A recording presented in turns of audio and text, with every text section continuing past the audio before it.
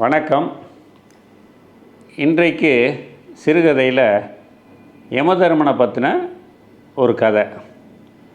வழக்கம் போல் யமதர்மன் காலையில் ஒரு லிஸ்ட் எடுத்துக்கிட்டு பூமிக்கு வர்ற வழக்கம்.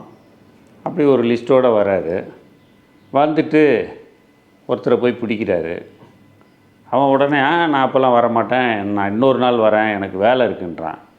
அப்போது சொல்கிறாரு, லிஸ்ட்டில் உன் பேர் தான் முன்னாடி இருக்குது, அதோடு இல்லாமல் நீ உன் வாழ்நாளில் ஒருத்தருக்கு கூட அவங்க சந்தோஷப்படுற மாதிரி உதவியே பண்ணதில்லை. அப்படி இருக்க பட்சத்தில் நான் உன்னை விட்டு போக முடியாது, உன்னை கூப்பிட்டு தான் போகணுன்னு அவர் பிடிவாதமாக அவனை கூப்பிட்டு போகிறாரு. இந்த சூழலை பார்க்கும்போது தமிழ் படம் ஒன்று, பழைய படம், பிளாக் அண்ட் ஒயிட்டில் நான் கண்ட சொர்க்கம்னு ஒரு படம் எனக்கு ஞாபகத்துக்கு வருது.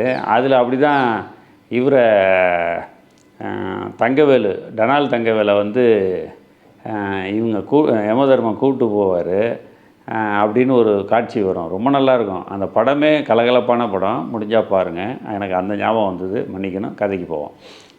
இப்போ அவர் கூட்டிகிட்டு போகும்போது இவர் ஒரே வெயில் காலம், அது ரொம்ப வெக்கையாக இருக்குது. யமதர்மனால் டாலரேட் பண்ண முடியல உடம்பு. அந்த கதை அவர் போட்டிருக்க ஆபரணங்கள்லாம் சேர்ந்து ரொம்ப வேர்வையில் ரொம்ப கஷ்டப்படுறாரு. அப்போது போகிற வழியில் இளநீர் விற்கிது. இவன் என்ன பண்ணுறான், நைஸாக ஒரு இளநீர் வாங்கி அவர் கொடுக்குறான். அவர் குடிக்கிறாரு. ரொம்ப நல்லா இருக்குது அப்படின்னு சொல்லிட்டு சந்தோஷப்பட்டு குடிச்சிட்டு என்ன பண்ணுறாரு, ஆஹா குடிச்சிக்கிட்டு இருக்காரு. இவன் என்ன பண்ணுறான், அந்த கேப்பில் அந்த லிஸ்ட்டில் பேரை இவனுடைய இதை தூக்கி கடைசியில் சொருவிடுறான். அப்போது அதுக்கப்புறம் இளநீரை சாப்பிட்டு முடிச்சுட்டு, அப்பா நீ வாங்கி கொடுத்த இளநீர்னால் என் மனமும் உடலும் குளிர்ந்தது. நான் இப்போ உனக்கு அதுக்காக ஒரு உபகாரம் பண்ணுறேன். நான் என்ன பண்ண போகிறேன்னாக்கா, இப்போ இந்த லிஸ்ட்டில் கடைசியிலேருந்து ஆரம்பிக்க போகிறேன் அப்படின்னு சொல்லி கடைசியில் உருவுனா அதுதான் இவன் பேர். என்ன தான் இருந்தாலும் விதியை மாற்ற முடியாது அப்படின்னு சொல்லுவாங்கள்ல, அதுக்கு உதாரணமான கதை இது.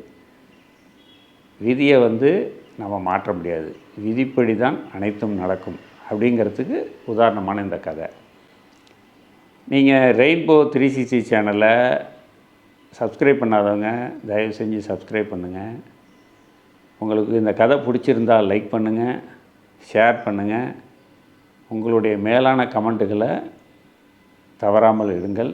நன்றி, வணக்கம்.